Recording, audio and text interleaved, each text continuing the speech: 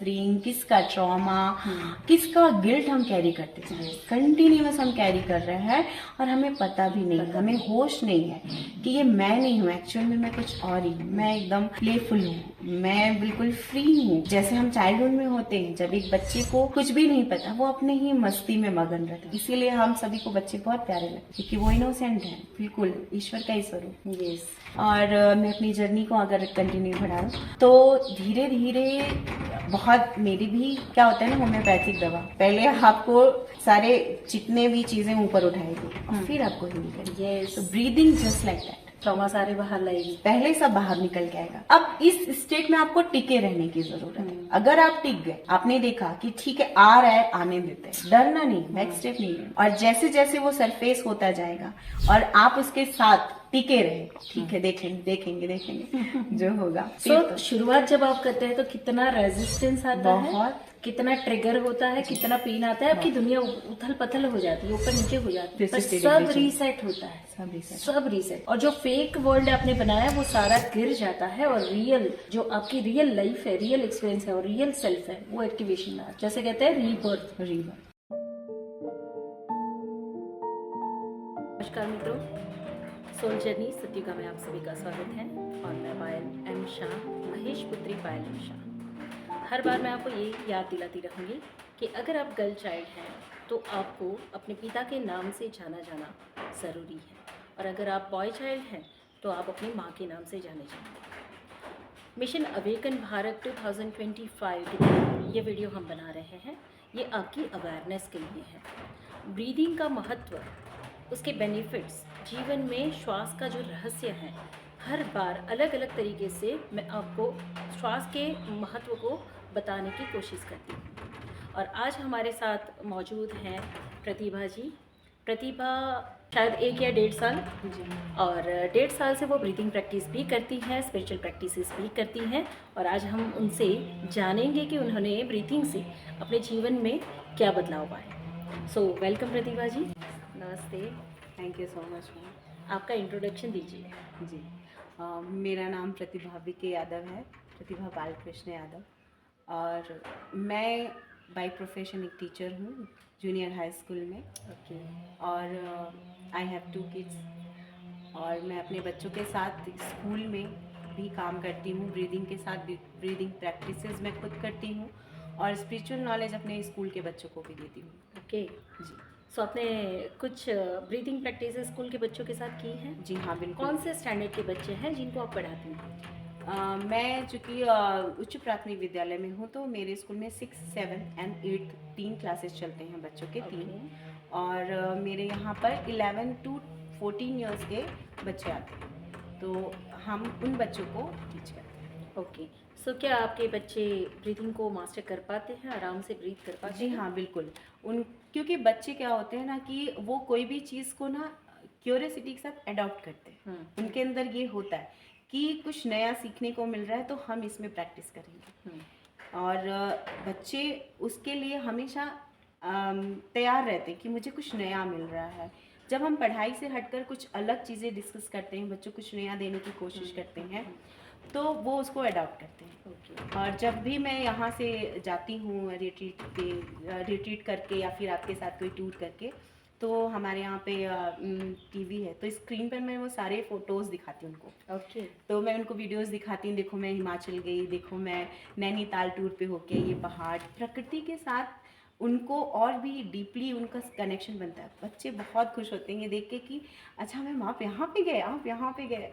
तो उनको भी एक होता है कि मैम इतना कुछ आगे जाके कर रहे हैं, तो एक उनके अंदर भी वो जोश, वो ऊर्जा एक होता है ना सीडिंग का। तो मैं अभी उनकी आंखों में वो बीज बो रही हूँ कि उनकी आंखों में वो सपने जागे कि वो अपने आप को खोजने के लिए बाहर निकले। मैं हमेशा उनको बोलती हूँ कि आप खूब कमाना, खूब आगे बढ़ना और पहले खूब घूमना। जितना घूम के आप अपने आप को अवेयर करोगे, अपनी सोल की सर्चिंग करोगे, उतना ही आपको बहुत ही मज़ा आएगा लाइफ में। बाकी चीज़ें तो होती ही रहेंगी। सो आपने ये ऑब्जर्व किया कि बच्चे ब्रीदिंग आसानी से कर लेते हैं या उनको मुश्किल होती है? शुरू में थोड़ी ट्रबल होती है क्योंकि हम रैपिड ब्रीदिंग पे जाते हैं, तो स्टार्टिंग में धीरे धीरे बच्चे अडॉप्ट करते हैं। कुछ बच्चे बहुत अवेयर हैं जो बहुत जल्दी अडॉप्ट कर लेते हैं। हम्म। मेरे 1-2 बच्चे बहुत ही अच्छे हैं, जिसमें मैं नाम भी लेना चाहूँगी, शिवा, अंकुर और भी पंखुड़ी बच्चियाँ, ये सब मेरी ऐसी हैं कि जो भी मैं सिखाती हूँ उसको वो अडॉप्ट करते हैं और बहुत ही अच्छी ब्रीदिंग करते हैं। वो मैंने उनको उस स्टेट में जाते देखा है जहाँ सिर्फ उनकी ब्रीदिंग चल रही है और आंखें उनकी पूरी एकदम आधी खुली है और वो उस लेवल को ऊपर देख, मतलब ट्रांस के लेवल में जी, ट्रांस के लेवल कनेक्ट हो जाए। अभी तक ब्रीथिंग एक्सरसाइजेस जो मैं सिखाती हूँ और उसकी जो अवेयरनेस स्प्रेड करती हूँ, तो मैंने ये देखा है कि बच्चे बहुत जल्दी ट्रांस के स्टेट को अचीव करते हैं, बहुत फास्ट लेवल पे डीप ट्रांस पे चले जाते हैं, ट्रॉमा को सरफेस करते हैं। तो आपके पास प्रैक्टिकल कोई एग्जांपल है कि किसी बच्चे ने ट्रांस में जाके अपने इमोशंस को रिलीज़ किए हों? जी बिल्कुल। मेरी एक स्टूडेंट है जिसका नाम करिश्मा है, तो उसको फ़ीवर था। वो अक्सर मैं उसको देखती थी, वो मास्क लगा के रहती थी। कोई ऐसा मौसम भी नहीं है, अब तो कोरोना भी चला गया, भाई तू क्यों मास्क लगा के? मुझे थोड़ा-सा लगा, क्योंकि मैं आपके साथ रह चुकी हूँ, प्रैक्टिस कर रही हूँ, तो मुझे लगा कि कुछ तो इसके अंदर है। तो मैंने उससे पूछा कि तुम मास्क क्यों लगाती हो? तो मुझे ऐसा लगा अपने आप को, सेल्फ को छिपाने की कोशिश करती है। तो उसने कहा बस मैम मैं लगाती हूँ। बहुत चुप-चुप सी, शांत रहने वाली अच्छी बच्ची है, ब्राइट स्टूडेंट है, पढ़ती है।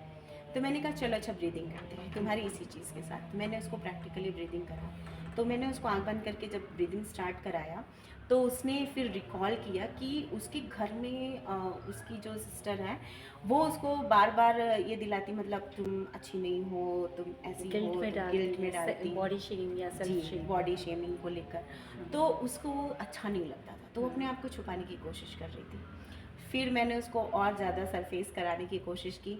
बच्ची ने रिकॉल किया धीरे-धीरे अपने फ़ियर को, फिर उसने अपने आप को उसमें चेंज किया, ट्रांसफ़ॉर्म किया एंड नेक्स्ट डे वो पूरे ग्राउंड में दौड़ रही है विदाउट मास्क। ओके। सो ये एक ऐसी स्थिति है कि जो बच्चा अगर अपने इमोशंस को अभी रिलीज़ नहीं करता है, तो वही इमोशंस उसको पूरी लाइफ में बॉडी शेम और सेल्फ गिल्ट, सेल्फ शेम में रखेगा। ऐसी ही चीज़ें वो मैनिफेस्ट करेगी, ऐसे ही लोगों को मैनिफेस्ट करेगी, और इसी एज में अगर वो उस ट्रॉमा को रिलीज़ कर देती है तो उसका फ्यूचर बदल जाता है, उसकी लाइफ चेंज हो जाती है। क्या अभी भी आप उस बच्ची को स्कूल में देख रहे हो? अब तो पास आउट हो चुकी है। पास आउट हो चुकी जी। है। पर उसका कभी आपने वो बाद में कभी उसे मिला, जैसे आपका कभी मिलना हुआ या आपने जाना कि वो क्या फील कर रही है अब? अभी तो नहीं मिली हूँ मैं, लेकिन अगर वो आते हैं बच्चे तो मैं ज़रूर कांटेक्ट करूँगी। और मैंने फिर जब आपसे पास लाइफ सीखा था, तो उसका प्रैक्टिकल भी मेरे पास है। मेरे बच्चे इतने क्यूरियोसिटी के साथ उस एक्सपेरिमेंट को देखते थे जब मैं बच्चों के साथ करती थी, उनको चाइल्डहुड में ले जाना, और मेरे पास 2-3 ऐसे वीडियोज़ भी हैं जब मैंने उनको रिकॉर्ड भी किया है। तो बच्चे बहुत ही अवेयर स्टेट में जाकर मदर के वूम में वो रिकॉल कर रहे हैं कि कौन-कौन उनके आस-पास है। मेरी मौसी है और भी लोग हैं, बहुत खुश हैं सब, बहुत हैप्पी हैं और सारे बच्चे देख के खुश हैं और उनको ये कि मैम आप मेरा कब करोगे? अच्छा। तो उनको बहुत खुशी होती है और मैं उनको 20 मिनट का जो रिलैक्सेशन हमारा चलता है, मैं वो भी उनको देने का प्रयास करती हूँ। और रिसेप्टिव होते हैं बच्चे, बहुत रिसेप्टिव अच्छे होते से। हैं। और अगर आप में पेशेंस हैं, एज टीचर आप में पेशेंस हैं बच्चों के साथ डील करने की, तो बच्चे इंस्टेंट आपके सजेशंस को रिसीव भी करते हैं। बिल्कुल रिसीव करते Yes. हैं। मेरे बच्चे मैं देखती हूँ बहुत अडेप्टिव हैं। सो हमारे एक्सपीरियंसेस भी यही रहा है कि बड़ों से भी ज़्यादा बच्चे बहुत फास्ट रिकवर करते हैं। मैं अपने भाई की बच्ची का एग्जांपल शेयर करना चाहूँगी यहाँ पे, कि वो 9 इयर्स की थी तब पहली बार उसने मेरे पास पीएलआर किया था। तो मैं जब पीएलआर की बात शेयर करती रहती हूँ और मेरे वीडियोस जो अपलोड होते रहते हैं, तो वो मुझे पूछ रही है फिया पीएलआर क्या होता है, और मुझे मुझे ये पापा के लिए हमेशा फियर क्यों लगता है, मुझे ऐसा लगता है कि मेरे पापा मुझे क्यों नहीं समझ पा रहे हैं, वो टाइम क्यों नहीं दे रहे हैं। विदिन 5 सेकेंड वो ट्रांस के स्टेट में गई। तो थोड़े से सजेशन की ज़रूरत पड़ती है, और उसने देखा कि पास्ट लाइफ में वो एक 65 ईयर की लेडी हैं, उनके बच्चे भी हैं। वो 9 साल की बच्ची बोल रही है कि मेरे अपने बच्चे हैं जो इतनी एज के हैं, और उस लाइफ में भी मेरे पापा की डेथ अर्ली हो गई थी, और थ्रू आउट लाइफ उसने पापा के बिना बिताया है, तो पापा को बहुत मिस कर रही थी। और जब 65 साल की है तब भी उसको पापा की याद आ रही है।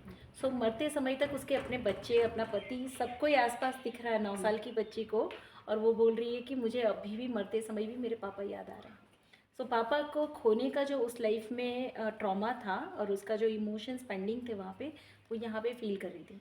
और उसके पापा के साथ उसका हमेशा एक कंप्लेंट रहती थी कि पापा मुझे टाइम नहीं दे रहे। तो उसे एनजाइटी फील होती थी, उसे फियर फील होता था कि इस लाइफ में भी अगर पापा को कुछ हो गया तो मैं तो बिना पापा के प्रेम के ही मुझे जीना पड़ेगा, पूरी लाइफ मुझे तो पापा के बिना ही जीना पड़ेगा। तो अभी पापा मुझे टाइम क्यों नहीं दे रहे, पापा बिजनेस में इतना बिजी क्यों है। और ऐसे करते हुए उसका वो लाइफ जा रहा था। 9 इयर्स की बच्ची को जब PLR करवाया तो उससे उसको फ्रीडम मिली, एंड अभी वो 13-14 साल की है, but she is free now. Very nice. Yes. So Pratibha ji, मैं आपसे और पूछना चाहूँगी कि कभी और भी किसी बच्चों के साथ के आपके PLR के एक्सपीरियंसेस या ये ब्रीदिंग के एक्सपीरियंसेस, उसमें कुछ डिस्कवरी आपने देखी हो? जी। मैंने ये चीज़ देखी है कि जब मैं ब्रीदिंग कराती हूँ तो ऐसा कोई रिज़ल्ट से मुझे उम्मीद नहीं रहती कि मैं रिज़ल्ट के साथ बच्चों के साथ, मुझे है कि इनको प्रैक्टिस में डाल देना। तो जब मैं आपसे जुड़ी तो उसके तुरंत बाद ही मैंने बच्चों को ब्रीदिंग कराना स्टार्ट किया। तो मेरे स्कूल में बच्चों की अवेयरनेस इतनी अच्छी रही कि बच्चे अच्छा सीख रहे थे, सीखने की उनकी कॉन्शियसनेस जो राइज हुई कि हाँ मुझे और सीखना है और अच्छा परफॉर्मेंस देना है, ये उनके अंदर बिल्ड हुआ। और अभी रिसेंटली के जो बच्चे हैं जिनको मैं ब्रीथ कराती हूँ उनके अंदर बहुत ही अवेयरनेस है। जो चीज़ हम देखते हैं हमारे एंशियंट हिस्ट्री में गुरुकुल परंपरा रही है, जिसमें बच्चों को हम इसी एज के बच्चों को हम डालते हैं और वो वहाँ से सारी चीज़ें लर्निंग करते हैं, गुरु की अपनी सेवा, हर एक चीज़ छोटी से छोटी बड़ी से बड़ी करके निकालते हैं। सारी कलाएं और सारी विद्याओं का सारी ज्ञान विद्याओं गुरुकुल का। से मिलता था। जी। तो और वहाँ पर डाउन टू अर्थ रहना। तो मैंने अपने बच्चों के साथ 5 एलिमेंट के साथ भी काम किया, जिसमें मैंने अर्थ एलिमेंट के साथ काम किया बच्चों को। क्या उन लोगों ने इतनी अच्छी क्रिएटिविटी निकाली अपनी कि मड के साथ पहले उन्होंने खूब एंजॉय किया, खूब खेला, बहुत नया था उनके लिए। उसके बाद उसके साथ उन्होंने वो प्ले किया, इतनी सुंदर सुंदर कलाकृतियाँ उन्होंने बना के निकाली उससे कि बहुत ब्यूटीफुल वो एक्सपीरियंस रहा मेरे लिए। हम भी जुड़े बच्चों के साथ बैठ के मेडिटेशन किया, तो बच्चे अपने आप को उसमें खूब इन्वॉल्व कर रहे हैं। बच्चे प्योर स्टेट में होते हैं, उनके अंदर बहुत ज़्यादा कुछ करप्शन नहीं है अभी। सो आप टीचर हैं और आप बच्चों के साथ काम करती हैं, प्लस आप मेरे साथ भी जुड़े हुए हैं। तो मेरी ब्रीदिंग को और मेरी जो फिलॉसफी, वॉट एवर मेरे जो भी एक्सपीरियंसेस हैं, मेरी जो टीचिंग्स हैं, उसको भी एडॉप्ट कर रही हैं और वो आप उन बच्चों के साथ शेयर कर रही हैं। सो आपके साथ ये डिस्कशन करने का एक ही पर्पस है। न जाने कितने लोग होंगे जो मुझसे जुड़े हुए होंगे, और वो टीचर्स होंगे, वो पेरेंट्स होंगे, वो अपने बच्चों के साथ कैसे डील कर सकते हैं। तो आप मुझे ये बताइए कि आपके अपने बच्चों के साथ का सफ़र आपका कैसा रहा है अब तक का, और ब्रीथिंग के बाद या मेरी जो भी टीचिंग्स हैं उसको रिसीव करने के बाद आपका अपने परिवार में क्या बिहेवियर रहा, क्या रिजल्ट रहे? ये बहुत ही अच्छा प्रश्न किया, क्योंकि मैंने अपनी लाइफ को चेंज होते देखा है। सबसे पहले तो मैं ये कहना चाहूँगी कि बदलाव कहीं बाहर नहीं होते, सिर्फ अपने भीतर करने हैं। और जब मैंने इस चीज़ को एक्सेप्ट किया, अपनी पूरी रिस्पॉन्सिबिलिटी ली कि जो कुछ भी बाहर घट रहा है वो मुझे ही कहीं ना कहीं मिरर कर रहा है। तो मेरा छोटे बेटे से मैं स्टार्ट करती हूँ कि छोटा बेटा मेरा बहुत ही ज़्यादा हाइपर, एंगर और अटेंशन सीकर, उसको चाहिए माँ से अटेंशन। तो जब मैं उसके साथ रही तो शुरू बचपन से ही उसका यही था। मुझे ये समझ में नहीं आता था, हम सोचते थे इतना हाइपर क्यों, इतना एंगर क्यों इसके अंदर है। तो मैं समटाइम्स मैं इरिटेट भी होती थी। सॉल्यूशन नहीं है, हम तो बच्चे को ही देख रहे हैं, उसके अंदर का ये बर्ताव है, अपने ऊपर तो देखा नहीं कि हम कहाँ एंगर कर रहे हैं, हमें कहाँ गुस्सा आ रहा है, हमें कहाँ किसी से अटेंशन चाहिए, हम किससे केयर मांग रहे हैं। तो उस समय पे मिररिंग तो आती नहीं होगी, आती नहीं थी मिररिंग कि जैसी कोई बच्चे चीज़। हमेशा माँ बाप को मिरर करते हैं। तो मुझे कुछ पता ही नहीं था। Yes. तो उस वक्त तो हम बस इरिटेट होते थे और ब्लेमिंग मोड में जाते थे, पता नहीं क्या है, पता नहीं क्या। सो उसके बाद जब मैं आपसे जुड़ी और धीरे धीरे अपने छोटे बेटे विवान के साथ काम करने लगी, तो मुझे मिररिंग समझ में आई कि ये कुछ तो मांग रहा है, कुछ तो मुझे बता रहा है, कुछ दिखा रहा है। और फिर लास्ट ईयर जब मैं हिमाचल आई थी तो आपके साथ काम किया था, और आपने उसको जो बताया कि अटैचमेंट और जो मुझे मिरर कर रहा है कि अटेंशन चाहिए, वो चीज़ पे जब मैंने काम किया ब्रीदिंग के साथ, तो अब धीरे धीरे वो चीज़ इसकी और कम हो गई। और नाउ अभी भी मैं बीर में बैठी हूँ। आपका बड़ा बच्चा कितने साल का है? मेरा बड़ा बच्चा है 18 प्लस में है। 18 प्लस का है, और 18 ईयर की एज में भी वो आपको मिरर करता जा रहा है। Of course. यानी यहाँ पे क्या शो हो रहा है कि बच्चे का आपसे हेल्दी सेपरेशन नहीं था जी। और जब बच्चे हेल्दी सेपरेशन में नहीं होते हैं तो मदर फादर की जो अनरिजॉल्व पैटर्न्स हैं या उनके जो वुंड्स है वो कैरी फॉरवर्ड कर लेते हैं, No, यानी वो भी वैसे ही बनते जाते हैं जैसे माँ बाप होते हैं। एग्जैक्टली हम भी वही बने जैसे हमने माँ बाप से अडॉप्ट किया और हमने इधर नहीं क्लियर किया तो बच्चे भी वही हमें दिखा रहे हैं, Yes. वही चीज़ उसमें पास ऑन हो रही है। तो मैंने अपने बड़े बेटे के साथ भी काम किया जिसमें एक तो वो बोलता नहीं था, सबसे बड़ी बात कि उसको अपने आप को एक्सप्रेस ही नहीं करना आता कि मैं बोलूँ क्या, अंदर बहुत भरा है पर बोल नहीं सकता है। तो धीरे धीरे अब मुझसे उसका थोड़ा बोलने का शुरू हुआ और जो एक सेपरेशन का जो मोड आता है, प्रेम है पर सेपरेशन नहीं है, Yes. तो अटैचमेंट बार बार मेरा भी ध्यान पर्सनली मैं अपने बोलूँ तो मेरा भी ध्यान उस पर ही जा रहा है कि जाएगा बाहर कैसे रहेगा। तो जब मैं सोच रही हूँ कि वो कैसे रहेगा तो वो भी वही दिखा रहा है कि मैं नहीं रह सकता। मतलब आप अपने फियर्स को अपने बच्चों पे प्रोजेक्ट कर रहे हो। तो वो भी वही दिखा रहा है कि मुझसे नहीं होगा, मैं नहीं कर सकता। और मैं देख रही हूँ कि बहुत सॉफ्ट है मेरा बच्चा, तो बड़ा नाजुक है, कैसे वो निकलेगा, कैसे करेगा। फिर जब मैंने इस चीज़ को देखा और मैंने उसके साथ हेल्दी सेपरेशन किया, अभी आराम से वो कर रहा है बाहर रह रहा है, फ्री हो गया, वो रह रहा है। सो आप जो गुरुकुल की बात कर रहे थे, हम सभी जानते हैं कि पहले गुरुकुल हुआ करते थे, 7 साल तक बच्चे माँ बाप की गोद में खेलते थे, खूब प्रेम मिलता था, दादा दादी का, माता पिता का, घर के रिश्तेदारों का, सभी का खूब प्रेम मिलता था। तब तक बच्चों के ऊपर प्रेशर नहीं था कि जाओ पढ़ो, स्कूल जाओ। अभी 3 साल के बच्चे को स्कूल में डाल देते हैं। ऑब्वियसली तो उस समय पे 7 साल तक तो बच्चे को शेल्टरिंग बहुत अच्छी मिलती थी, बच्चे खूब नर्चर होते थे। फिर 7 साल के बाद सीधा उनको मदर फादर के गोद से उठाकर गुरु में के पास भेज दिया जाता। अब गुरु और गुरु माँ के सानिध्य में बच्चे बड़े होते थे, तो हेल्थी सेपरेशन बाय डिफ़ॉल्ट हो जाता था जब उनका लॉजिकल ब्रेन डेवलप होना शुरू होता था। 7 साल की एज में बच्चों का लॉजिकल ब्रेन डेवलप होना शुरू हो जाता है। तो बच्चे बाय डिफ़ॉल्ट गुरु के सानिध्य में जाके वो इंटेलेक्चुअल नॉलेज, उनकी सारी विद्याएं, कलाएं सब सीख लेते थे और वो माँ की गोद को अब धीरे धीरे भूलने लगते थे।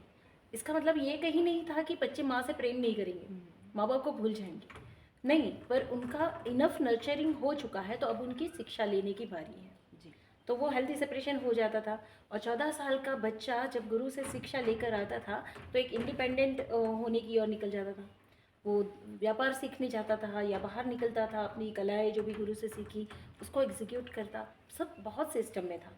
और अभी आप 18 साल के बच्चे के लिए अगर आप सोचते हैं कि वो सॉफ्ट हैं कैसे, अरे आपकी बात करूं, मैं अगर अपनी बात करूं तो मैं 35 ईयर की हुई तब तक मेरे माँ बाप ये पूरे सोच रहे हैं कि ये मेरी बच्ची बेचारी अकेली कैसे रहेगी, अकेली कैसे ट्रैवल करेगी, ये इसके साथ कोई होना चाहिए, ये मेरे पास रहे तो ज़्यादा बेटर है। मतलब बच्चा 60 साल का भी होना तब भी माँ बाप का अटैचमेंट नहीं छूटता है, या फिर बच्चा माँ बाप के साथ हेल्दी सेपरेट नहीं होता है और अपनी दिशा कभी नहीं खोज पाता है। और जब मैंने आपसे genetic healing, inner child healing, इन सब के कोर्सेज किए तो एक्चुअल में मुझे समझ में आया। तो मैंने भी जब अपने मदर फादर के साथ सेपरेशन किया तो मैं अपने लिए एक्शन ले पाई कि अब मैं बाहर निकल सकती हूँ, वरना इतने साल मेरे कंफर्ट जोन में ही सारी चीज़ें थी, सब स्कूलिंग, कॉलेज, शादी, इवन शादी भी और मेरा जॉब भी कंफर्ट जोन में है, कंफर्ट जोन में चल रहा है। एक ही जगह सब कुछ, मैं बाहर नहीं निकल पा रही हूँ, डर लग रहा है, फियर है अंदर, कैसे जाऊँगी। तो उसके बाद मैंने धीरे धीरे निकलना शुरू किया और आज मुझे इतना कॉन्फिडेंस है कि मैं कहीं भी जा सकती हूँ। और मैंने जब हम टूर और रिट्रीट करते हैं ना, तो हम रिट्रीट इसलिए करते हैं, टूर इसलिए करते हैं कि कितनी फीमेल्स ऐसी हैं जो कभी अकेले ट्रैवल नहीं करती हैं, कभी अकेले घूम नहीं सकती हैं। तो हम सोचते हैं कि चलो घुमाते हैं आपको, कैसे घूमा जाता है, कैसे अकेले ट्रैवल किया जाता है, कैसे पहाड़ों में हम अलग अलग जगहों पे जाके मेडिटेट करते हैं, कैसे हम नई नई अनुभव करते हैं। तो ट्रैवल कैसे करना वो हम सिखाते हैं। तो ये भी एक पर्पस है कि कितनी फीमेल ऐसी हैं जो अभी भी उस मोड में है कि हम अकेले ट्रैवल नहीं कर सकते। ये फियर मैक्सिमम लोगों के साथ है कि अकेले कैसे, मेरे पास भी क्वेश्चन आते हैं तुम कैसे कर लेती हो। हाँ, तो मुझे लगता है कि मैंने जब काम किया है तो मैं कर लेती हूँ, हो जाता है, इसमें सोचना नहीं है फिर।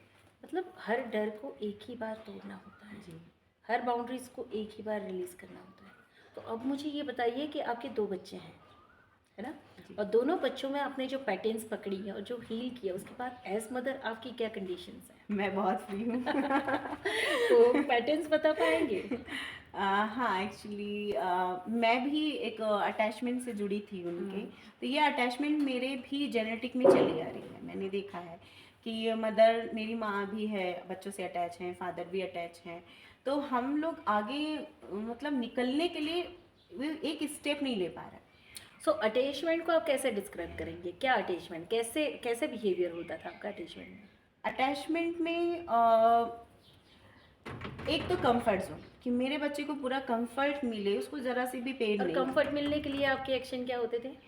कंफर्ट मिलने के लिए मतलब जहाँ जाए बहुत आराम से रहे, रहने मतलब का, पैसे खाने से का, हर पैसे से। चीज, पैसे से हाँ, हर चीज आप मैनेज एग्जैक्टली कर लेते थे। पैसे से। That is not love, yes that is yes, not the form of love. जी जी, कि उनको सामान से भर देना, कि मैंने अगर कहीं लैक किया है तो उसको सामान से कितना मैं फुलफिल कर दूं, कि वो चीज़ उसको मिल जाए, इस सामान से खुश हो जाए, इतनी कार, इतने चीज़ें, खाने पीने की चीज़ें भर देते हैं माँ बाप बच्चों को, पर एक्चुअल में सच में उन्हें वो नहीं चाहिए। उनको क्या चाहिए? इनको ट्रू लव चाहिए। इतना मेरा सा सब- टाइम चाहिए इतना आपका, इतनी सी एनर्जी चाहिए, आप कितनी चीज़ें उनको देते रहेंगे, कितने कपड़े ला के दे देंगे, कितने खिलौने ला के दे देंगे, कितने, इवन आप जॉब पे जाते हो तो आप मुझे बताओ आपका इमोशनल स्टेट क्या रहता था? हाँ, इमोशनल स्टेट तो यही होता था कि कैसे रहेंगे बच्चे, कैसे रहे? कैसे खाएंगे, क्या होगा, मतलब ये तो एक हमेशा से रहा कि कैसे इंडिपेंडेंट फिर उसका कॉम्पनसेशन आप कैसे करते हैं? फिर क्या है, कुछ तो खरीद के लेके जाना ही है। तो कि ज़्यादा से ज़्यादा टाइम आप बाहर बिता रहे हो, हाँ, ज़्यादा से ज़्यादा टाइम आप अपने जॉब में लगा रहे हो, तो बच्चा घर पे अकेला रह रहा है या बच्चा माँ के बिना रह रहा है, तो माँ क्या करेगी?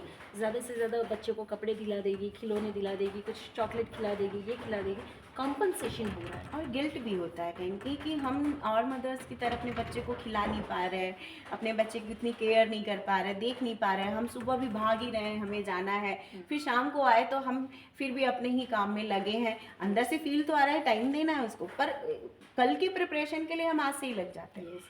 सो अभी भी आप जॉब कर रहे हो, जी, है ना? पिछले 1-1.5 साल से जो आपने ब्रीथिंग मास्टर करनी शुरू की, जो हीलिंग शुरू की, जॉब तो आप अभी भी कर रहे हो और बच्चे आपके वही हैं, तो क्या बदलाव आया है कि जहाँ पे रिलीफ हो गया? जॉब ही नहीं सिर्फ, मतलब मैं तो बाहर भी निकल रही हूँ, तो अकेले निकल रही हूँ। आज मुझे टेंशन नहीं है, मुझे पता है कर लेंगे। तो 1 साल में बच्चे तो इतने बड़े नहीं हो गए? नहीं, बिल्कुल हाँ, नहीं। तो फिर क्या चेंजेस आए आपकी इंटरनल फ्रीक्वेंसी में?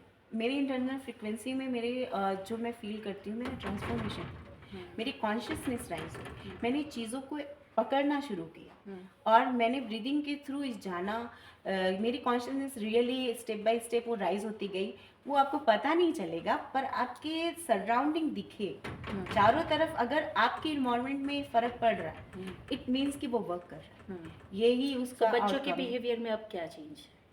बच्चों के बिहेवियर में बहुत चेंज है। मेरा छोटा बेटा तो अभी ये यहाँ दिन भर कहाँ रहता है, फ्री है उसको। शुरुआत में हमने क्या देखा कि सुबह आँख खुलते ही उसको मम्मी मम्मी मम्मी चाहिए, चीखना शुरू होता था।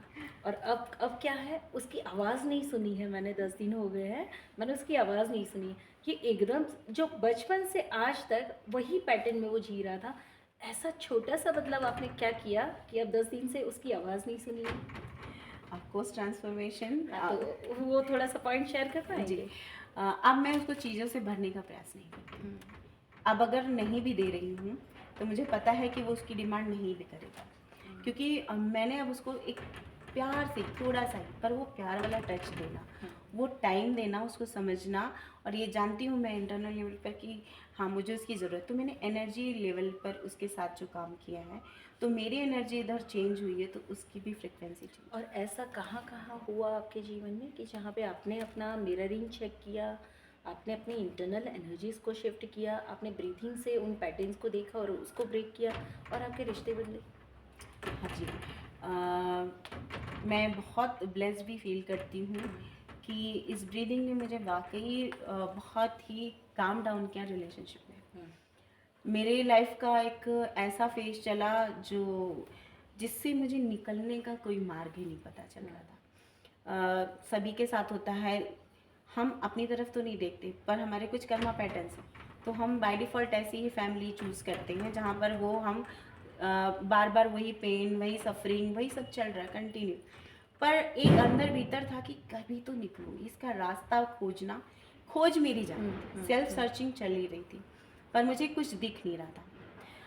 फिर लास्ट ईयर जब मैं आई यहाँ रिट्रीट में और मैंने ईगो अपना तोड़ा, जहाँ ईगो ब्रेक हुआ, क्योंकि हर कोई मुझे अपना ईगो ही दिखा रहा है, हर कोई ईगो दिखा रहा है कि मैं तुमसे कम हूँ क्या, मैं तुमसे कम हूँ। तो ये मिररिंग जब मैंने चेक की कि हर कोई मुझे ईगो दिखा रहा है, मतलब मेरे भीतर भी ईगो है कि हम रिश्तों में जो रिस्पेक्ट देनी चाहिए वो नहीं देते, हम मांगते हैं, हम हमेशा मांगते हैं, मुझे चाहिए मुझे चाहिए।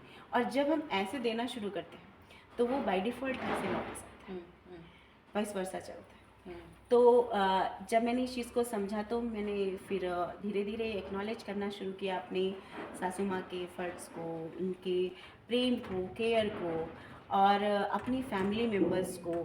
और आपने एक बहुत सुंदर वर्ड बोला, एक्नॉलेज करना शुरू किया। बिल्कुल किसे एक्नॉलेज करना शुरू किया? अपनी सासू माँ को, जी, है ना।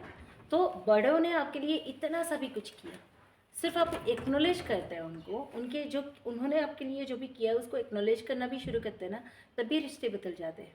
नो डाउट किया है उन्होंने मेरे लिए, है ना। आप बड़ों को ज़्यादा कुछ दे नहीं पाओगे, ज़्यादा से ज़्यादा आप उनकी सेवा कर सकते हो या प्रेम से उनको कुछ सर्व कर सकते हो। अदरवाइज छोटे होने के नाते आप उनको कुछ दे नहीं पाओगे। आपको तो उनसे लेना है।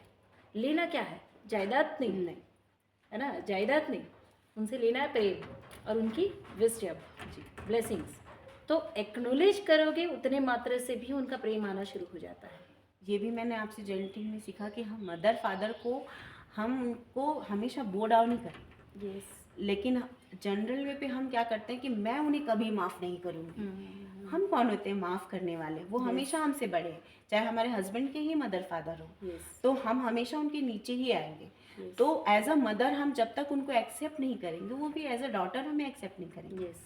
आज मैं देखती हूँ कि आज मेरी मतलब मुझे कहते हुए भी बहुत अंदर से अच्छी फील आ रही है, और मेरी मदर इन लॉ का फेस मुझे दिख रहा है कि वो मेरे लिए फ्रूट्स कट कर रही हैं, मेरे खाने का ध्यान रख रही हैं कि मुझे क्या पसंद है क्या नहीं पसंद है। जबकि कभी नहीं सोचा था कि ऐसा भी हो सकता है, ये भी हो सकता है। ये तो देखा जाए तो एक तरह का चमत्कार है, मिरेकल। और मैं बहुत ब्लेस्ड हूँ, मेरे प्यारे प्यारे देवर देवरानी हैं जो मुझे हमेशा पूछने कब आ रहे हो आप, कब आ रहे हो आप।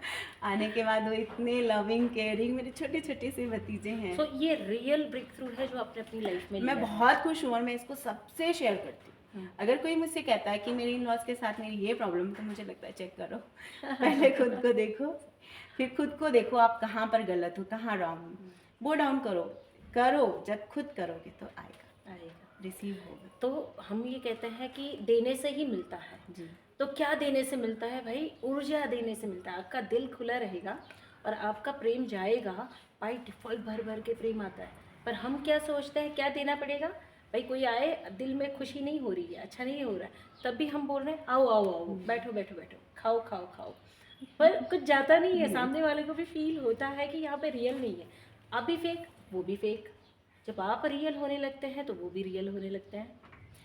ये चीज़ है, जैसे हम एज अ बहू, मैंने पूरा दिन भर काम किया, तो मैं तो देख रही हूँ अपने आप को, मैं तो कितना काम कर रही हूँ। दिन सुबह से रात हो जा रही है, मुझे होश नहीं है, मैं किए जा रही हूँ, दिए जा रही हूँ, मैं तो करती हूँ। मैं ये जो मैं आ जाता है ना, मैंने किया, मैंने दिया, मैं पैसे से भी कर रही हूँ, चाहे अंदर से भले ही ना छूटे, पर वो चूंकि रिश्ता है, करना है, आपको कर रहे हो, नहीं टच होगा, नहीं टच होगा, छुएगा ही नहीं। आप करोड़ों खाली की चला चीजें जा कर रहा है, लो, खाली चला जा रहा है। और आज कुछ नहीं करती, फिर भी वो प्रेम है। आज मैं अपनी सच बता रही हूँ, मैं अपनी सास को ना ऐसे गले लगा लेती हूँ। ये स्टेट जो है ना, कि पहले तो पैर छू रही हूँ फिर भी नहीं जा रहा है दिल से, पर आज जब गले लगा रही हूँ ना तो बहुत दिल से जा रहा है। Thank you so much. Thank you. और ये जो शेयरिंग निकल रही है, ये उसके सही समय पे निकल रही है, जब वो ट्रांसफॉर्मेशन आ चुका है, बदलाव आ चुके हैं। आपको 1-1.5 साल से जान रही हूँ, पर जब तक वो ट्रांसफॉर्मेशन नहीं आया था, जब तक वो चीज़ें पेंडिंग थी, तब तक ये शेयरिंग भी नहीं हो रही थी।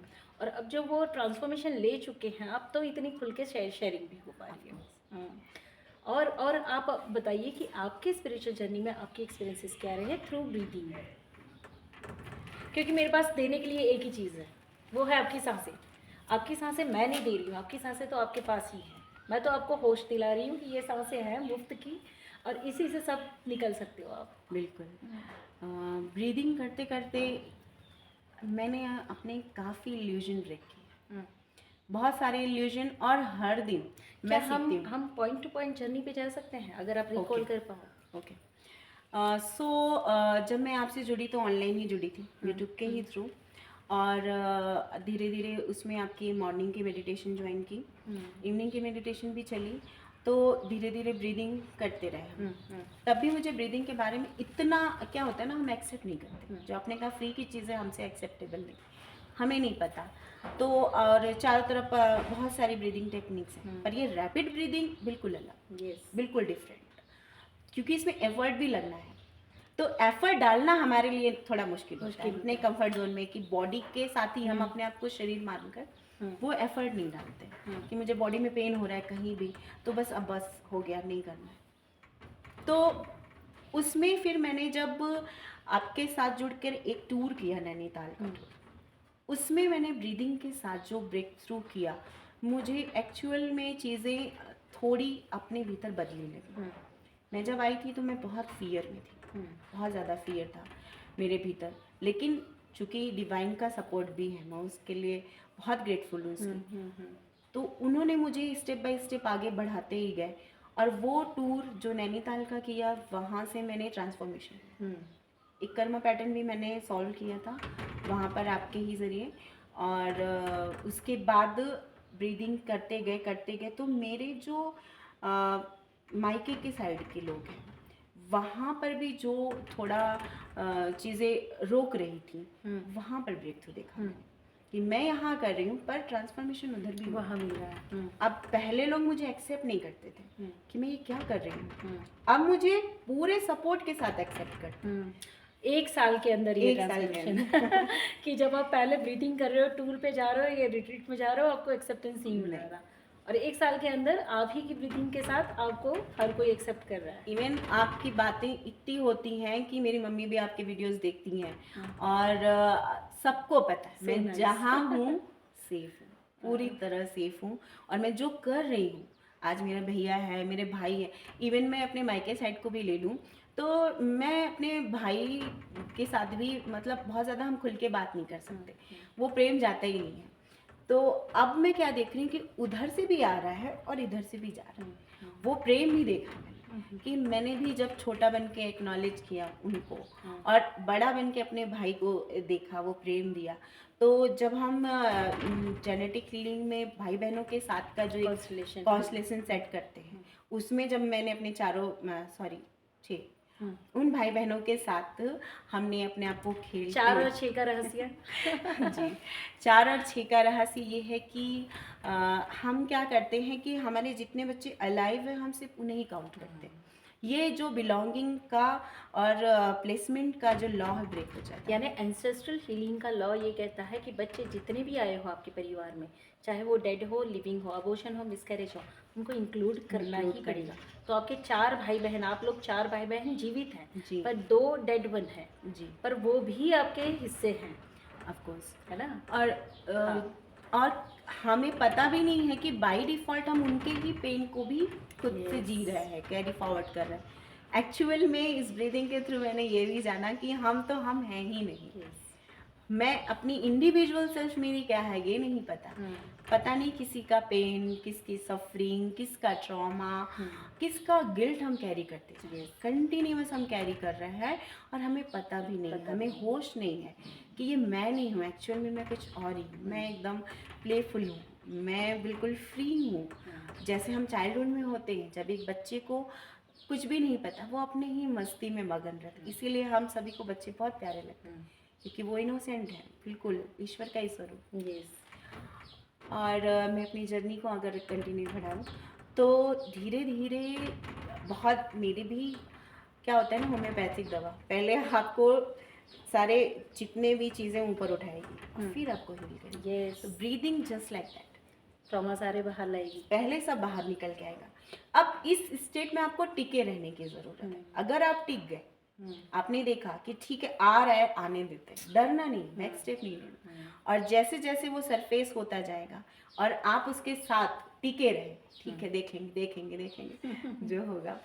तो शुरुआत जब आप करते हैं तो कितना रेजिस्टेंस आता है, कितना ट्रिगर होता है, कितना पेन आता है, आपकी दुनिया उथल पथल हो जाती है, ऊपर नीचे हो जाती है, फिर पर से स्टेट सब रीसेट होता है, सब reset। सब रीसेट। और जो फेक वर्ल्ड आपने बनाया वो सारा गिर जाता है, और रियल जो आपकी रियल लाइफ है, रियल एक्सपीरियंस है और रियल सेल्फ है, वो एक्टिवेशन में आती है। जी। जैसे कहते हैं रीबर्थ, रीबर्थ। आपका पुनर्जन्म होना। ब्रीदिंग के साथ मैंने अहमदाबाद रिट्रीट में भी एक ब्रेक थ्रू किया था, जहाँ एक बहुत लेवल का फियर था, अंदर डीपर में पड़ा है। अब मुझे पता ही नहीं ये डर किस बात का है, पर जब मैं कंटिन्यू ब्रीदिंग के साथ लगी रही तो कैथारसिस होने के साथ जब वो पेन सरफेस हुआ, फिर वो भी एक रिलीज हुआ। तो आप के ही बताए थ्योरी पर मैं काम करती हूँ कि हमारी हर एक बॉडी के सेल में एक एक मेमोरी है। यस। तो वो मेमोरी अगर हमें पेन दे रही है तो हमें उस पर काम करना चाहिए। यस। और ब्रीदिंग एक मात्र टूल है जो बैठ के आप अपने आप को देख सकते हो। इन 1.5 साल की जर्नी में मैं हर दिन अपने आप को असेंड पाती हूँ। Yes, every day Every day। Shifting होती है।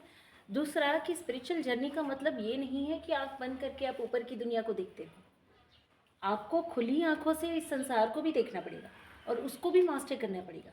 तो आप आध्यात्मिक जर्नी में आपको लग रहा है कि रंग दिख रहे हैं, आकार दिख रहे हैं, वाइब्रेशंस आ रहे हैं, ये हो रहा है, वो हो रहा है, तो जैसे आँख खोलोगे सामने कोई खड़ा है और आपके मुंह से आवाज़ नहीं निकल रही है, या कोई परिस्थिति आ रही है और आप हिल जा रहे हो। तो स्पिरिचुअल जर्नी का मतलब क्या है? बंद आंखों से और खुली आंखों से, दोनों तरीके से आपको मास्टर करना है अपने आप को। जी। ठीक है। डे टू डे लाइफ में जो भी हमारे टास्क आ रहे हैं उन टास्क को आप कैसे डील करते हैं, ब्रीदिंग होने से होती है। सो 1.5 साल के अंदर आपने अपने आप को कहाँ से कहाँ पाया? मतलब अब आपका लाइफस्टाइल कैसा है, या अब आपका एग्जिस्टेंस आप कैसा फील करते हो? मैं बहुत फ्री फील करती हूँ।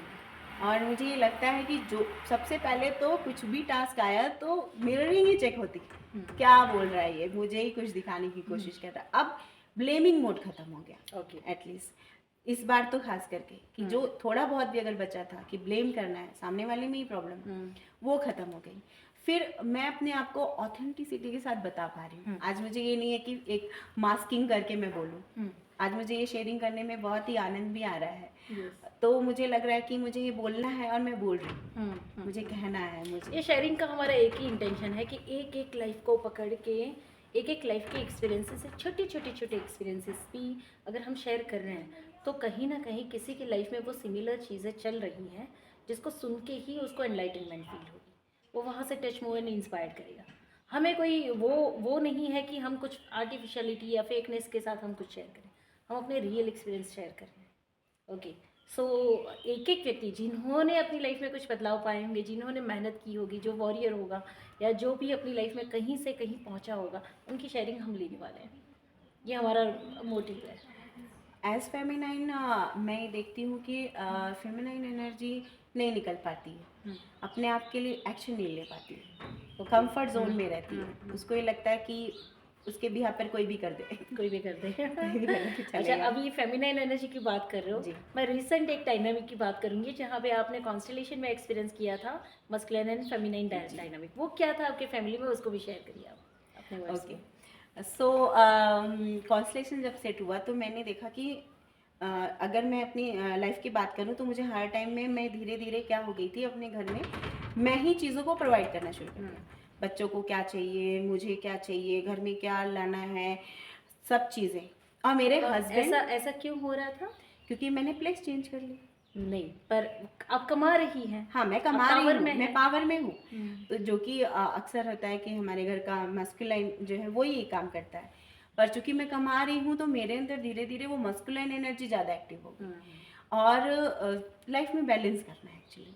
तो वो उसके कॉन्सिक्वेंसेस क्या थे? कॉन्सिक्वेंसेस ये हैं कि मेरे सामने मेरे हस्बैंड मुझे मिरर कर रहे हैं, वो मेरे फेमिनाइन एनर्जी में एंटर कर गए और वो मुझे बार बार चीज़ों को मतलब दिखा रहे हैं कि जैसे ये मुझसे नहीं होगा, या तुम ही कर लो, या सारी रिस्पॉन्सिबिलिटी तुम्हारी ही है।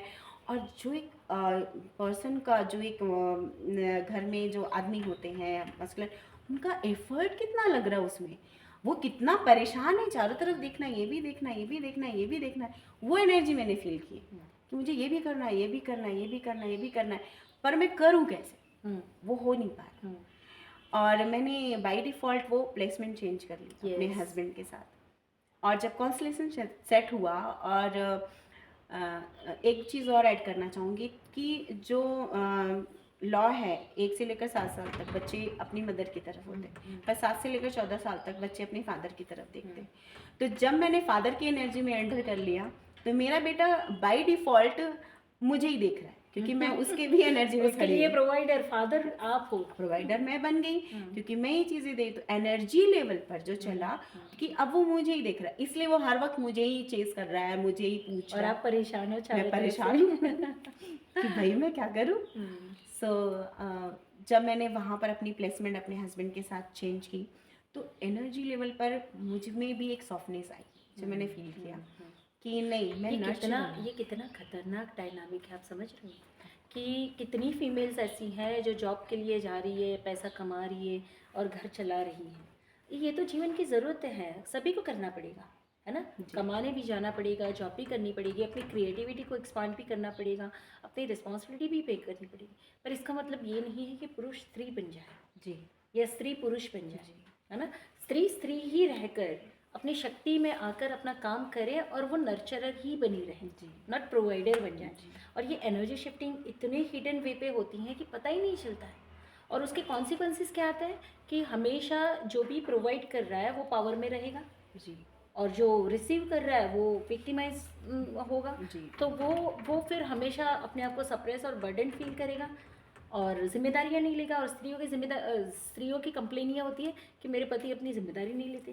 मेरे पास इसके वो रिस्पॉन्सिबल बहुत सारे एग्जाम्पल हैं। हाँ, मेरी फ्रेंड सर्कल में ऐसे बहुत सारे लोग हैं जिनके साथ ये कंप्लेन है कि मेरे हस्बैंड रिस्पॉन्सिबिलिटी नहीं लेते, बिकॉज कि अब वो उस एनर्जी में आ चुके हैं। क्योंकि आप रिस्पॉन्सिबल हो गए, हाँ तो आप प्रोवाइडर बन गए, आप मस्कुलाइन बन गए, बाय डिफॉल्ट एनर्जी शिफ्ट हो गई। आपने उनकी जगह ले ली और आके हस्बैंड ने वाइफ की जगह ले ली। अब वो बहाने निकालेंगे, मुझसे ये नहीं हो रहा है, मुझसे ये नहीं हो रहा है, या ये नहीं कर पा रहा हूँ, या वो उनको जॉब ठीक नहीं मिल रही है, वो पैसे कम नहीं कमा रहे हैं, वो फेल हो रहे हैं। चीज़ें ऐसे बदल जाती हैं।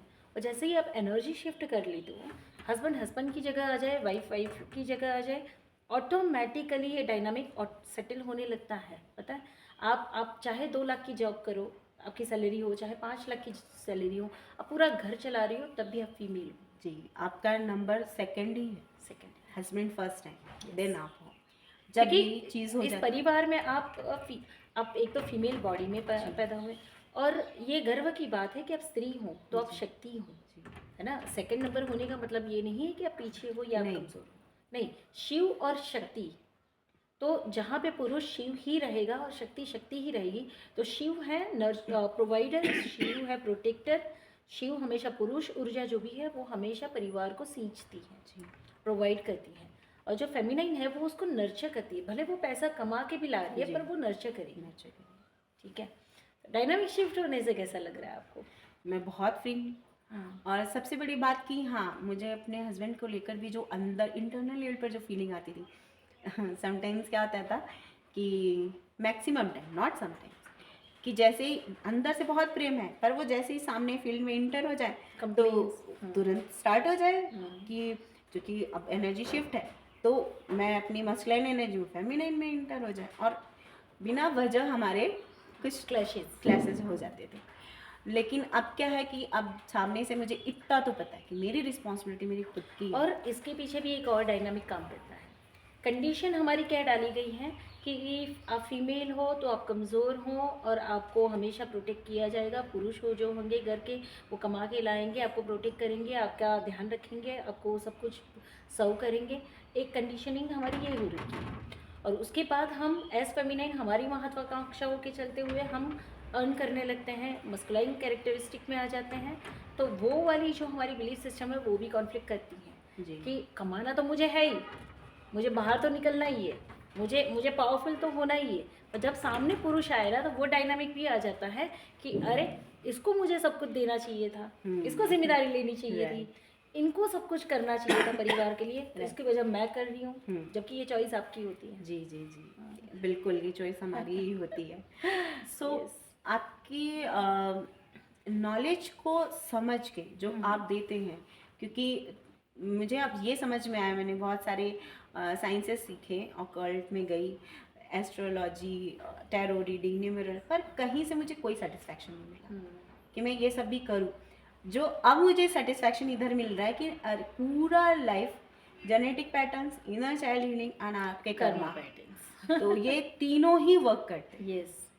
एस्ट्रोलॉजी भी आपको वही देती है जो आपका प्रारब्ध है, जो प्रारब्ध है वहीं से आपका फ्यूचर क्रिएट होगा। यस। तो जो पास्ट में है वही तो आपका फ्यूचर मतलब हमें अगर किसी जो लाइफ में कोई फ्रूट्स आ रहे हैं और जो कड़वे लग रहे हैं, अगर उसको उन कड़वे फ्रूट्स को नष्ट करना है तो हमें पेड़ को सिर्फ डाली डाली से या थल से नहीं काटना है, उसको जड़ों से निकालना है।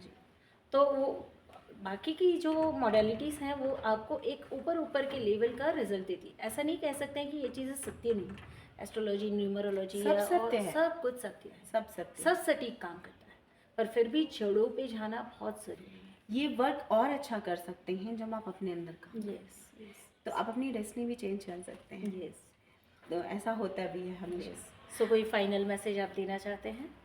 जी, मैं बिल्कुल ये कहना चाहूँगी कि बिना किसी ब्लेमिंग के आप अपनी रिस्पॉन्सिबिलिटी खुद लें कि जो कुछ भी मेरे चारों तरफ घट रहा है, पिंडे ते ब्रह्मांडे। तो आपकी लाइफ में प्रैक्टिस के नाम पे क्या चीज़ें कंटिन्यू हैं? मेरी लाइफ में प्रैक्टिस के नाम पे फर्स्ट तो ब्रीदिंग एवरी कंपल्सरी। कंटिन्यूअस बैठे हैं फिर भी कर रहे हैं। और दूसरी चीज़ कि कोई भी टास्क आ रहा है तो अब इतनी अवेयरनेस है कि चेक करो, ब्लेमिंग नहीं है। Blaming मतलब ये सेकंड प्रैक्टिस हो गई कि मिररिंग चेक करो, नो ब्लेम, जी सेल्फ रिस्पॉन्सिबिलिटी, जी। ब्रीद इन और अंदर जाके देखो कि आपका मिरर क्या है या आपका कर्मा पैटर्न्स क्या है। तो सेकंड हो गया आपका मिरर प्रैक्टिस। थर्ड मेरा अब मैंने कॉन्स्टलेशन सेट करना सीख लिया, यानी डीएनए हीलिंग हो गया DNA आपका। healing। डायरी लिखते हो आप? हाँ जी, जर्नलिंग रेगुलर होती है? बिल्कुल बिल्कुल। तो ये 4 प्रैक्टिस आपकी डेली जी। बेसिस की हो गई। जी जी। ब्रीथिंग के थ्रू चाहे आप डीएनए हील करो, चाहे इनर चाइल्ड ट्रॉमा हील करो, चाहे पास्ट लाइफ कर्मा हील करो, ब्रीथिंग से वो होता है। मिररिंग से क्या होता है, इंस्टेंट कोई ट्रिगर आया, इंस्टेंट आपने अपने आप को ठीक कर लिया, चेक कर लिया, तो ब्लेमिंग खत्म हो गई। भाई आउटसाइड वर्ल्ड में कुछ भी नहीं है, जो भी है वो इनसाइड ही है। एंड थर्ड आप जर्नलिंग कर रहे हो, डायरी लिखते हो। कुछ भी हुआ आपको बहुत सपोर्ट मिलता है, क्योंकि कोई भी थॉट पड़ रहा है आप वो नहीं याद कर सकते, जैसे ही आपने उसको लिखा वो आपके पास सेव हो गई। जब भी खोलोगे आपको वहाँ से गाइडेंस मिल जाएगी। मेरे साथ ऐसा होता है कि कभी कभी इतना अच्छा हम अपने लिए या कुछ भी एक ऐसा थॉट पड़ता है हम लिख तो लेते हैं, पर ऐसे याद नहीं रहता। जब मैं बुक खोलती हूँ, मैं अपनी डायरी पुरानी देखती हूँ कि अच्छा ये मैंने भी लिखा है, अच्छा ये चीज़ें हैं, तो कभी कभी अपनी प्रॉब्लम के सोल्यूशन हमें वहाँ से भी मिल जाए। एग्जैक्टली। और ब्रीदिंग के थ्रू ये भी होता है कि भीतर से भी और बाहर से भी आपको सोल्यूशन तो कहीं ना कहीं से मिल जाएगा, गाइडेंस तो मिल जाएगी, आप उस पर काम कर लो। और रिट्रीट और ट्रैवलिंग के एक्सपीरियंसेस प्लस आपका ये जो अकेले ट्रैवल करना, उन सब एक्सपीरियंसेस के बारे में आप क्या शेयर करना चाहेंगे? अकेले ट्रैवल ये भी मेरा ब्रेक थ्रू ही है कि मेरे सामने जो फियर का टास्क है, जो अकेलेपन का टास्क था, उससे मैंने ओवरकम किया कि अभी मैं कर सकती हूँ। कितना इंडिपेंडेंस मिलता है? बहुत इंडिपेंडेंट, बहुत। लास्ट टाइम तो ऋषिकेश वाले में तो जब मैं भिड़ गई एयरपोर्ट पे, वहाँ का एक्सपीरियंस तो मैं सोचती हूँ तो जैसे भी आती है कि सब खड़े हैं, बहुत सारे लोग। पर पहले जब आप नहीं बोल रहे थे तो आपकी क्या सोच है? वो पूरा इंसिडेंट शेयर करेंगे क्या? शेयर। एक्चुअली ऋषिकेश के लिए लखनऊ से मुझे फ़्लाइट पकड़नी थी। और उस टाइम पे जब मैं गई तो ये फ्लाइट का नाम नहीं लूँगी। नहीं दो ना, इंडिगो वाले। अच्छा, ओके, इंडिगो फ्लाइट थी।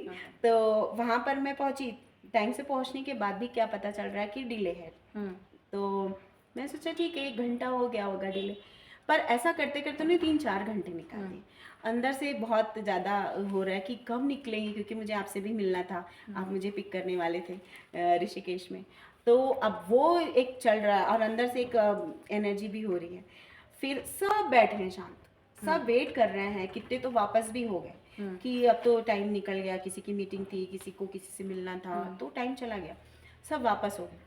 फिर अब मुझे तो क्लियर था जाना है तो जाना है, मैं अपने लिए तो क्लियर हूँ कि मुझे वहाँ पहुँचना है। फिर जब मैंने आपको कॉल किया तो आपने मुझे कहा कि बोलना पड़ेगा। मतलब क्या आउट इंटीग्रिटी हो रही थी फ्लाइट वालों की वहाँ पे? आपकी फ्लाइट का टाइम था जी, आपने पेमेंट करके टिकट परचेज की थी, सभी की किसी न किसी की कोई ना कोई मीटिंग होगी, कोई ना कोई आगे काम होगा, कहीं पहुंचना होगा, कनेक्टिविटी में कोई और फ्लाइट होगी। तो 1 घंटे डिले हो रही है, उसके 3 घंटे हो गए हैं और फिर भी लोग टॉलरेट कर रहे हैं। फिर भी टॉलरेट कर रहे हैं और अंदर से कोई जवाब नहीं आ रहा है। नहीं, और वो तो उनके लिए तो कुछ है ही नहीं। हर हर जब कोई जाके पूछ रहा है तो क्या बोल रहे हैं कि कुछ है, बस टेक्निकल इशू। क्या टेक्निकल इशू है इशू। ये नहीं बता रहे। हम्म। Technical issue, technical issue. अब वैसे तो आप कितना ही बोलते जाओ कि टेक्निकल इशू, हम्म। तो उधर से तो आउट इंटीग्रिटी हो ही रही थी हम्म। और इधर मेरा एंगर भी बढ़ रहा था। हम्म। फिर जब मैं आपको बोल रही हूँ तो आपने बोला बोलना पड़ेगा। सो आप क्यों रुक रहे थे, आप क्यों बोल नहीं रहे थे? मैं भी जो हमारी कंडीशनिंग है क्या भाई, थी वो कंडीशनिंग? कंडीशनिंग है कि थोड़ा सभ्य बने रहो, थोड़ा अच्छे बने रहो, अच्छे बने दूर रहो। दूर से। मतलब आपके साथ गलत हो रहा है तभी आप तभी अच्छे आप बने शांत, रहो। अच्छे बने रहो, शांत के देखो भाई। वो भाई फ्लाइट वाले हैं तो उनका कुछ उनको होगा, कैसे बोल सकते कैसे हैं हम? बोल सकते हैं हम। और जब आपने बोला और मेरे अंदर वो पावर एक्चुअली है, मैंने इसको 2 बार मतलब फेस किया है इस तो पावर मैंने को। आपको लिटरली डांटा था हाँ कि मैंने कहा आपके साथ इतना गलत हो रहा है, 3 घंटे से आपका टाइम खा रहे हैं, आपकी आपकी इंपॉर्टेंट अगर कोई मीटिंग रहेगी, आपको कहीं और जाना होगा, ये फ्लाइट वाले ऐसा कैसे कर सकते हैं? जाके लड़ो और बोलो। बोल क्या। और फिर जो करेज मेरे अंदर आया ना, और खड़े हैं पुलिस वाले, खड़े हैं गन मशीन लेके खड़े हैं मीटर, मैं जो बोल के आई ना, पहले तो कुछ सभी लोग आए मुझसे ये कहने की ठीक है मैम, ठीक है, क्या ज़रूरत है बोलने की। एक अंकल थे, कहाँ जाना है आपको? मैंने कहा मुझे तो ऋषिकेश जाना है। क्या हो सकता है मैंने कहा बद्रीनाथ जाना है। क्या हो सकता है आपके लिए नहीं लिखा? मैं कहा मुझे लिखा है और मुझे पता है मेरी गुरु वेट कर रही है, तो मुझे जाना तो है, ये मुझे कंफर्म है। अब ये मुझे दूसरी फ्लाइट से भेज रहे हैं या किस तरह अरेंज कर रहे हैं, मेरे पैसे भी देंगे और ये मुझे भेजेंगे भी। ये करेज जो मेरे अंदर आया था ना, मैं जिस तरीके से बोल रही थी, उनकी एक हिम्मत नहीं कि एक शब्द मुझे बोल दे। और फाइनली आप ऋषिकेश फाइनली 15 मिनट्स के अंदर फ्लाइट उड़ी है। ओके। और जो लोगों ने मुझे थैंक यू बोला, आई वाज लाइक अच्छा, सब लाइन से लग के थैंक यू मैम, आपकी वजह से आज हम ऐसे ट्रैवल कर पाए। आपकी ज़िंदगी का ये एक ब्रेक थ्रू आपको परमानेंट याद रहेगा। Of course. जब भी अगर आपके साथ कोई गलत कर रहा है और आपको पता है कि आप सही हैं, आपके समय का दुरुपयोग किया जा रहा है, आपके पैसों का दुरुपयोग किया, आप लड़ सकते हो। बिल्कुल आप बोल सकते हो। बिल्कुल बोल सकती हूँ। है ना? तो ज़िंदगी में ऐसे एक तो ये बात ऐसी नहीं है कि आप लड़ो, पर गलत के खिलाफ आवाज़ उठाना भी आपका फर्ज है। जी। कुछ गलत हो रहा है तो हमारे क्या होता है अक्सर, एक तो फियर, हाँ। कि मैं बोलूँ ना, दूसरा कैसा दिखेंगे, कैसे दिखेंगे, लोग जज करेंगे, लोग मेरे बारे में क्या सोचेंगे। कुछ नहीं सोचते। जो थैंक यू मुझे भर भर के मिला है ना, तो मैं सोचती हूँ अच्छा ये मिलता है। मतलब लोग बैठे रहते हैं और बैठे सोचते रहते हैं कोई एक मसीहा आएगा उनको बचा देगा, एग्जैक्टली, कोई एक लीडर बन जाएगा और उनको निकाल ले जाएगा। सब एक दूसरे का मुंह देखते हैं, कोई इनिशिएट करने को तैयार नहीं होता है। किसी को तो ये पावर उठानी होगी, किसी को तो अपनी जागृत करनी होगी, है ना? और मैं अपने लिए अगर नहीं बोल सकती हूँ, मैं अपने एनर्जीज़ के लिए प्रोटेक्टर नहीं बन सकती हूँ, तो क्या खाक दुनिया में मैं जीऊँगी? नहीं, बिल्कुल नहीं। तो अपने लिए तो स्टैंड लेना पड़ेगा। यस। तो ये भी मैंने सीखा कि नहीं, मैं अपने लिए स्टैंड ले सकती हूँ और ये पावर है मेरे भीतर। और हम जानते ही नहीं कितनी सारी पावर्स हैं। और 15 मिनट के अंदर वो फ्लाइट उड़ी, आप ऋषिकेश आए, जो 3 घंटे से डिले कर रहे थे विदाउट एनी रीज़न। इनके एजेंडा होते हैं, फ्लाइट्स वालों के भी कई बार ऐसे एजेंडा होते हैं। कुछ फ्लाइट्स, इंडिगो का स्पेशली ऐसे ही चल रहा है कि बुक तो हो गई, आपने पैसा खर्च करके बुक कर लिया, अब जिनका आगे मीटिंग है या कुछ डिले हो रहा है, वो कोई और फ्लाइट पकड़ के निकल जाएगा, कोई कैंसिल हो जाएगा, कोई लाचार बन के वापस चला जाएगा घर, है ना? तो वो 2-3 घंटे 4 घंटे डिले कर दिए, अब क्या फ़ायदा आगे जाने का? तो आधे तो ऐसे ही कैंसिल हो गए। बिल्कुल। फिर आपको उड़ा देंगे। बिल्कुल। कोई ये नहीं सोच सकता कि हाँ मुझे बोलना चाहिए, मुझे अपने लिए खड़े होना चाहिए। एटलीस्ट रिजल्ट मिले ना मिले, चलो ठीक है, रिजल्ट की चिंता ना करें, पर आप अपना कर्म तो करिए। बिल्कुल, कर्म भी करें, आप हमें अपना सही रीज़न तो मिले, एक्शन तो लीजिए, एक्शन लें, सही रीज़न लड़ लीजिए, आप देख लीजिए, आप भिड़ जाइए, आप पहले अपना एफर्ट डाल दीजिए। फिर रिजल्ट नहीं मिलता है तो आपको सेटिस्फेक्शन तो रहेगा कि मैंने कोशिश ज़रूर की, मैंने बिना कोशिश के हार नहीं मानी। अच्छा, उसमें भी एक पैटर्न था, वो भी आप शेयर कर सकते हो कि जब भी ट्रैवलिंग कर रहे हो आपकी फ्लाइट और ट्रेन आपकी कैंसिल होती है। अरे वो तो अमेजिंग। कैसी पैटर्न थी और उसमें क्या क्लू मिला आपको? पैटर्न मतलब फर्स्ट टाइम से ही, जब मैंने फर्स्ट टाइम मैं इनिशिएट किया, इतना भीतर डर था मेरे, वो डर मैनिफेस्ट हुआ कि मेरी जो ट्रेन थी वो कैंसिल हो जाती है। मतलब मैं स्टेशन पहुंच रही हूँ, अंदर इतना डर भरा, कैसे जाऊंगी, फर्स्ट टाइम ट्रैवलिंग अकेले थी, कैंसिल होगी, मतलब आपका डर बाहर मैनिफेस्ट हो रहा है। तो ट्रेन बिल्कुल अलग, लेकिन एक चीज़ थी, गिव अप नहीं करना। ये जाना मेरे तो में है, जाना तो है, डर लग रहा है। डर लग रहा है। सो जनरली हम क्या बिलीव करते हैं कि हमने कुछ शुरू किया, कोई हम्म। जर्नी शुरू की और कोई ऑब्स्टेकल आ रहा है, तो हम पहले अंदर से क्या सोचते हैं, क्या ईश्वर मुझे जाने नहीं देना चाहते हैं, हम्म। क्या मेरे तकदीर में ये नहीं है, हम्म। क्या क्या वो मना करना चाहते हैं, क्या ये सर्कमस्टेंसेस ऐसे हैं हम्म। कि मुझे आगे नहीं बढ़ने देना चाहे। हम्म। तो हम गिव अप कर लेते हैं कि जी। चलो अपने नसीब में नहीं है अभी, और हम देखते हैं दूसरी बार कर लेंगे। हमारे साथ भी ऐसा होता था। और हमें लद्दाख जाना है, जितनी बार हमें लद्दाख जाना है, मुझे सेल्फ ड्राइव से लद्दाख जाना था, और जितनी बार हम निकलते हैं रास्ते बंद होते हैं और हम लद्दाख पहुंच नहीं पाते। और लद्दाख पहुंचने के लिए मेरे अंदर बहुत बड़ा फियर था, क्योंकि लोगों ने डाल रखा था कि रास्ते बहुत ख़राब होते हैं, बहुत लैंडस्लाइड्स भी होती हैं और बहुत कच्चे रास्ते हैं कि आपकी ये गाड़ी वहाँ से नहीं गुजर सकती, आपको 4x4 चाहिए। तो एक फियर भी था। और जितनी बार लद्दाख के लिए हम निकले उतनी बार रास्ते बंद मिले हमें, हम जा ही नहीं पाए। चौथी बार हमने जब एफर्ट किया तो खूब तूफान, खूब बारिश और पेड़ गिरे, तो हम कम से कम 5 घंटा आधे किलोमीटर के अंदर ही फंसे रहे। यहाँ से आगे बढ़े तो यहाँ पेड़ गिरा, यहाँ से रिटर्न आए तो यहाँ पेड़ गिर गया, और हम उसके बीच में फंसे हुए हैं। हम सुबह 5 बजे के निकले थे, 12 बजे तक अपने घर से 1-2 किलोमीटर के अंदर घूम रहे हैं, उसी आधे किलोमीटर के अंदर ही। और 12 बज के अंदर से बहुत डर भी लग रहा है कि बहुत भयानक है, ये तो खतरे की घंटी है। ईश्वर भी चाहते हैं कि हम लद्दाख ना पहुँचे, और प्रकृति भी मना कर रही है कि आप मत जाओ लद्दाख, पर मेरे अंदर से आवाज़ आई, ये कब तक चलेगा, अब तो मुझे ब्रेक करना ही है, चाहे अब जान ही चली जाए, मैं लद्दाख पहुँच कर रहूँगी। और 12 बजे तक हम वहीं घूम रहे हैं। वहाँ से मैंने रास्ता खोजा, एक ही रास्ते से हम वापस गोल घुमाकर वहीं वापस आ रहे हैं, मतलब बाहर निकलने का भी रास्ता नहीं है। इस तरफ भी पेड़ गिरा है, इस तरफ भी पेड़ गिरा है, वहाँ से भी बाहर निकलने का रास्ता नहीं है। और मैंने ठान लिया था कि हम जाएंगे ही जाएंगे, चाहे कुछ हो जाए, मैं रास्ता निकालूंगी कहीं से। तो 4-5 घंटे की मेहनत के बाद एक टैक्सी वाला आया, बोला चलो मैं आपको बाहर निकालता हूँ। उसने रास्ता देखा हुआ था, उसके पीछे पीछे पीछे पीछे हमने कम से कम 10-12 किलोमीटर जैसा अंदर जाना पड़ा। तो वो आधे किलोमीटर में जो 2 पेड़ गिरे थे ना, वहाँ से बाहर निकलने का रास्ता मिला। 12 बजे तक, 5 बजे से लेके 12 बजे तक हम वहीं घूमे। 12 बजे अपने घर के आगे से निकल रहे हैं वापस हंसते हंसते कि अब लद्दाख पहुँचेंगे। हमने रास्ता पकड़ा कारगिल वाला, और जम्मू से होके कारगिल होके हमें जाना है, और श्रीनगर आते ही रास्ते सारे बंद हो गए। और दूसरे दिन 15 अगस्त थी शायद, 15 अगस्त की वजह से वहाँ सिक्योरिटी खूब तैनात, और टनल के बाहर निकलते ही उन्होंने रास्ते बंद कर दिए। हमें रात को 1-2 बजे से लेकर सुबह 5 बजे तक बाहर गाड़ी रख के गाड़ी के अंदर सो जाना पड़ा। डर का माहौल, चारों तरफ पुलिस हैं, वो फौजी हैं, मिलिट्री लोग हैं, और पूरा डर का माहौल कि भाई कैसे होगा।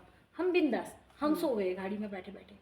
जैसे ही सुबह हुई 5 बजे ही थोड़ा सा हलचल शुरू हुई, उन्होंने फिर गाड़ियाँ छोड़ी।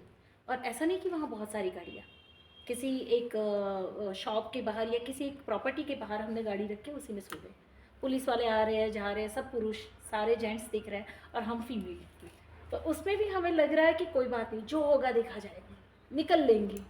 और सुबह 5 बजे के बाद उन्होंने हमारी गाड़ी को जाने दिया। हम श्रीनगर से गुजरे, कश्मीर वाले रास्ते से, और वहाँ से होते हुए हम कारगिल पहुँचे। हम सेफली लद्दाख पहुँच भी गए, और लद्दाख से वापस रिटर्न आने से पहले मंडी जो था वो बारिश में पूरा बह गया। ब्रिज टूट गए, सारे रास्ते बह गए, मनाली मंडी सारा, बहुत सारा तूफान था। लास्ट ईयर 2 साल पहले की बात है ये, बहुत सारा नुकसान, रास्ते सारे बंद। हम फिर भी उसी रास्ते से आए, और मनाली और मंडी के बीच में एक ही रास्ते पे हम कम से कम 6 घंटे रुके रहे, क्योंकि रास्ता है ही नहीं, जाएंगे कहाँ से। तब भी हमने कहा कोई बात नहीं, एंड मोमेंट तक सांसें चल रही है ना, बैठेंगे गाड़ी में। 6 घंटे तक रास्ता बना, वहाँ पे मिट्टियाँ डाली उन्होंने और रास्ता बनाया, और फिर गाड़ियाँ छोड़ी, और हम रात को 11 बजे तक घर पहुँचे। That was my experience of this trip, कि आपको हर बार ऑब्स्टिकल तो आएंगी, मुसीबतें तो आएंगी, पर आपको वो करेज लानी होगी कि आप उनसे बाहर निकल पाओ और अपना रास्ता बनाओ। ज़िंदगी में यही आज़ादी है, यही फ्रीडम है। ये मेरा एक्सपीरियंस रहा, और यही तो हमारी स्पिरिचुअल जर्नी भी कहती है। Yes. आएंगे ऑब्स्टिकल आएंगे, पर आपको गिव अप नहीं करना है, रास्ते तो खोजने ही है। इस बार भी यही था कि आपके पास आना है, मुझे जाना है, और इस बार मेरी बहुत स्ट्रांगली थी, इस बार मैं बहुत टाइम रुकूंगी और अपने ऊपर पूरा काम करूंगी। ये मेरी स्ट्रांग, मतलब एकदम पक्का कर लिया था मैंने। अब बाहर से क्या हो रहा है कि क्लैशेस शुरू हो गए इंडिया पाकिस्तान के, और हाँ, ये इस हुआ बार भी ये हुआ हाँ इस बार भी कि ये लगा कि अब तो फिर फिर कैंसिल हो गया, फिर रुक गया। मतलब जब जब आपकी ट्रैवलिंग आ रही है जी। उससे पहले ऑब्स्टिकल आ रहे हैं, ऑब्स्टिकल आ रहे हैं, बट चूंकि मैं अंदर से बहुत क्लियर हूँ कि तो मुझे आप ये रुकते करना नहीं है, है। मैं रुकती नहीं, जो भी होगा फिर सो देखेंगे। इतना ये वॉर वाला सिचुएशन था, जी। सारी दिल्ली के रूट सारे बंद जी। हुए थे और चीज़ें भी थी, उसके बावजूद भी आप 4 दिन के बाद यहाँ डिले पे करने के बाद भी आप पहुंच गए। जी, फाइनली मैं यहाँ पे पहुँच गई और मैं पूरी सेटिस्फाइड हूँ यहाँ आके कि हाँ मैंने बहुत कुछ देखा, आपके जीवन के साथ सीखा, अपने ऊपर काम किया, और नो डाउट मैं एक लेवल अप होके जा रही हूँ। तो और ब्रेक थ्रू भी किया, बहुत अच्छी लर्निंग के साथ मैं यहाँ से जाऊँगी। ओके, और कोई शेयरिंग बच रही है जो आपको लगता है कि आपको करनी चाहिए?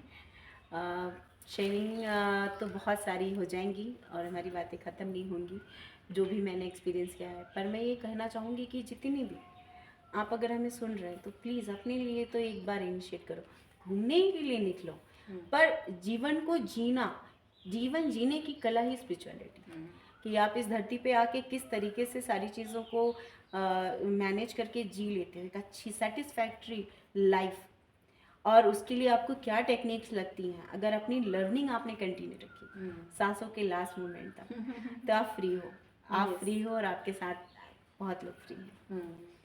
सो मुक्ति क्या है? खुद की मुक्ति। हर परिस्थितियों में जो आप अटैच हो, बंधे हुए हो, डिपेंडेंट हो, वहाँ से जब आप फ्री हो जाते हो तो आप इसी शरीर में मुक्त होने का अनुभव करते हो, और यहाँ से वो वाली मुक्ति तो बड़ी आसान चीज़ है, बहुत आसान है। So thank you Pratibha, thank you so much, thank you for मुझे शेयरिंग। यहाँ पर बिठाने के लिए और इतनी अच्छी शेयरिंग के लिए थैंक यू सो मच, और आपने जो भी हमेशा ज्ञान दिया। ब्रीथ करते रहिए, हमेशा ब्रेक थ्रूज करते रहिए, और ऐसे ही ब्रेक थ्रूज हम शेयर करते रहेंगे। Thank you so much. Thank you so much. और दूसरा, ख़त्म करते करते, इस पॉडकास्ट को ख़त्म करते करते एक और चीज़ कहना चाहूँगी कि आप टीचर हैं जी, और बहुत सारे बच्चों के साथ आप डील कर रहे हो, तो आपके हाथों में उन बच्चों का भविष्य है, जो नन्हे नन्हे फूल आपके पास आ रहे हैं, कोमल कोमल, तो उनके मन को, उनके मानसिकता को आप किस तरीके से शेप कर सकते हो। ये सारे जितने भी पैटर्न्स आप समझ रहे हो, या जितने डीएनए पैटर्न्स के उलझनों को, गांठों को आप देख पा रहे हो, या जितने चाइल्डहुड ट्रॉमास को आप जान पा रहे हो, तो आपके पास अब वो शक्ति आ रही है, वो समझ भी आ रही है। जी, तो आप उन बच्चों के भविष्य को बनाने में के लिए और उनकी पैटर्न्स को रिजॉल्व करने के लिए मैक्सिमम प्रयास करें। जी, आपके साथ ये पॉडकास्ट करने का रीज़न ही ये है कि कितने लोग होंगे जो टीचर्स भी होंगे और पेरेंट्स भी होंगे, अगर वो ये डायनामिक सारे समझते हैं, वो खुद के ऊपर काम कर लेते हैं, तो उन बच्चों के कोमल मन के साथ काम करना बहुत आसान हो जाता है, जी, और बच्चे बहुत बहुत जल्दी अडॉप्ट करते हैं। So keep practising with your all school childrens, और उनका भविष्य बनाने में आप जितना योगदान दे सकती हैं दीजिए। Okay, thank you so much. Thank you so much.